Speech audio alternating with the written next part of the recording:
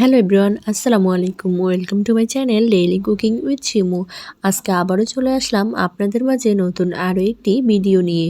আজকে আপনাদের সঙ্গে শেয়ার করব পোয়া মাছ রান্না। প্রথমে আমি তেল গরম করে পোয়া মাছগুলোকে নুন হলুদ মাখিয়ে ভালোভাবে ভেজে নিয়েছি। তারপরে একই তেলে আমি দিয়ে দিলাম পরিমাণ মতো পেঁয়াজ কুচি।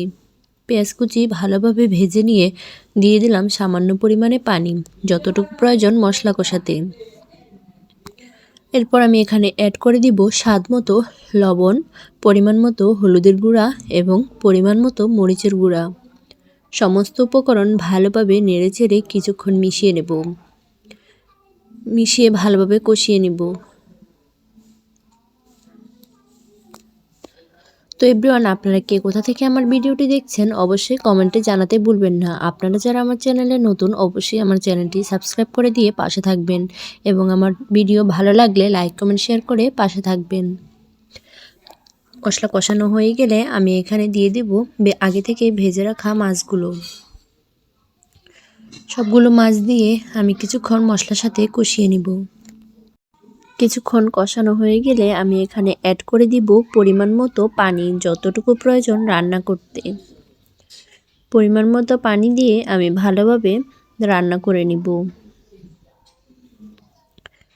পানি দেওয়া হয়ে গেলে এখানে আমি অ্যাড করে দিব টমেটো কুচি। আজকে আমি মাছটা টমেটো দিয়ে রান্না করব। টমেটো দিয়ে এভাবে মাছ ভুনা করলে খুবই দারুণ লাগে। আপনারা কারা এই মাছ খেতে পছন্দ করেন অবশ্যই কমেন্টে জানাবেন।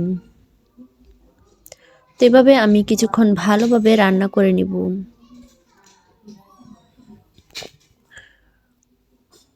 কিছুক্ষণ রান্না হয়ে গেলে এখানে আমি দিয়ে দেব ধনিয়া পাতা কুচি।